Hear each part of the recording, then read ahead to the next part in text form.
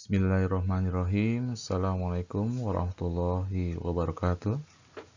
Kembali lagi dengan saya Ari Belana. Kali ini kita akan membahas tentang proses komunikasi data dalam jaringan. Bab ini kita akan melanjutkan materi bab yang sebelumnya, yaitu standar komunikasi. Kali ini kita akan membahas tentang bagaimana proses komunikasi data itu dijalankan.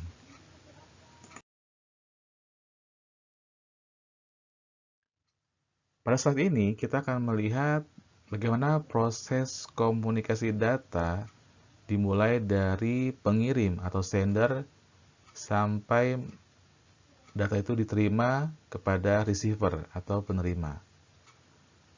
Metode kerjanya sebagai berikut, yaitu sinyal listrik ataupun sinyal dalam wujud gelombang elektromagnetik pada sesuatu jaringan komputer merambat atau memancar dengan prinsip kerja jaringan komputer. Ya. Jadi data ini dengan mempunyai tujuan supaya sesuatu jaringan bisa silih bertukar data-data, diberlakukan sesuatu perlengkapan yang diucap modem atau modulator demodulator yang berperan buat mengganti sinyal analog jadi sinyal digital ataupun kebalikannya.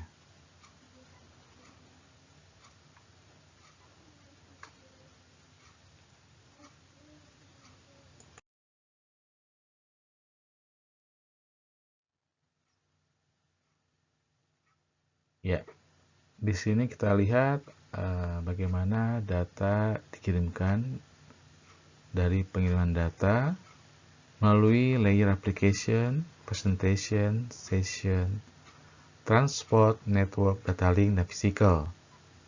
Kemudian data tersebut diteruskan kepada layer physical, data link, network, transport, session, presentation, application. Nah, inilah cara kerja OSI layer. Data utuh dikirimkan dari layer application. Ya, kemudian pada sesi ini disebut dengan sesi enkapsulasi. Ya, kemudian data dikirimkan dari physical kepada application.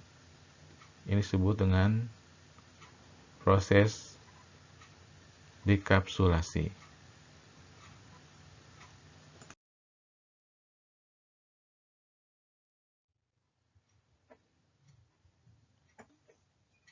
Komponen utama pada komunikasi jaringan komputer, ya, ada 4.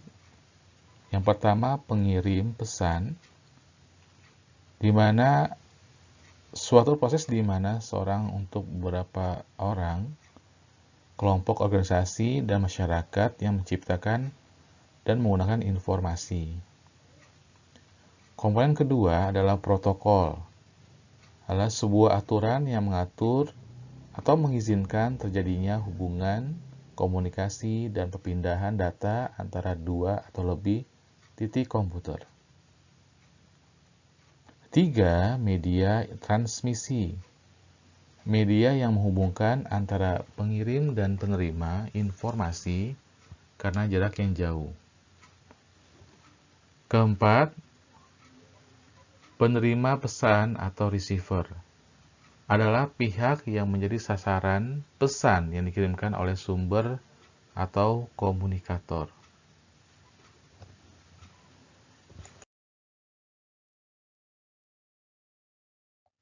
Komunikasi pada jaringan telepon.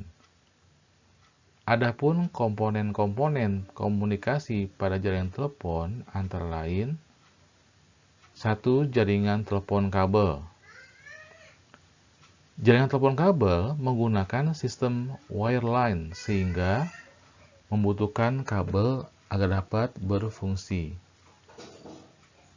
Yang kedua, jaringan telepon seluler menggunakan sistem wireless, di mana pengirim pesan atau receiver harus tetap tercakup pada Base Transceiver Station atau BTS.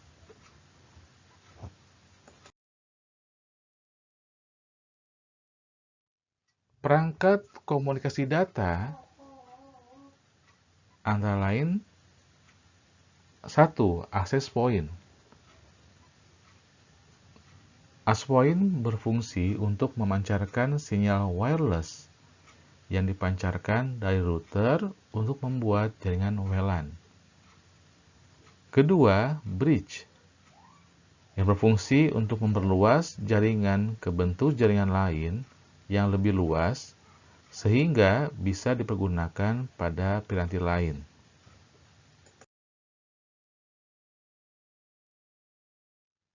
Perangkat selanjutnya adalah hub, digunakan untuk menyatukan kabel-kabel network dari tiap workstation, server, atau piranti lainnya. Selanjutnya adalah kabel jaringan. Adalah media penghubung antar komputer dengan komputer.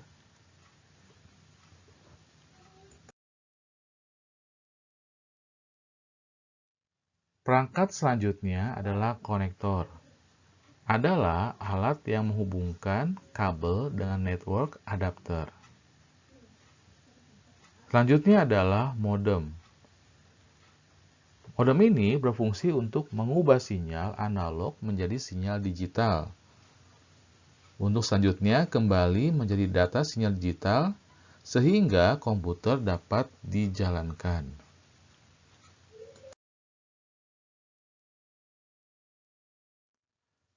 Perangkat selanjutnya adalah Network Interface Card atau biasa disebut dengan LAN card.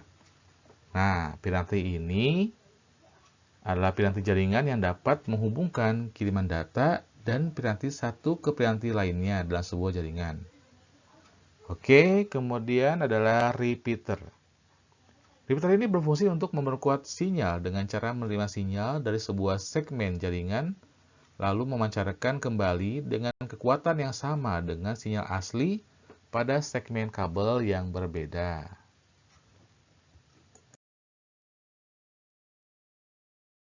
Selanjutnya adalah router. Router berfungsi untuk menentukan jalur terbaik untuk dilewati paket data, sehingga data dapat sampai ke tujuannya. Baik, kita lihat gambar selanjutnya adalah sini adalah switch. Sama dengan hub, perbedaannya adalah cara kerja switch sedikit lebih rumit. Bukan hanya mengurusi sinyal listrik, tetapi juga memproses informasi MAC address dari setiap piranti dan komputer yang terhubung dengan dirinya yang terletak pada layer data link. Nah, gambar yang paling bawah adalah piranti wireless card. Berfungsi untuk menghubungkan dua atau lebih piranti komputer sehingga bisa saling terhubung melalui jaringan Wi-Fi tanpa menggunakan kabel.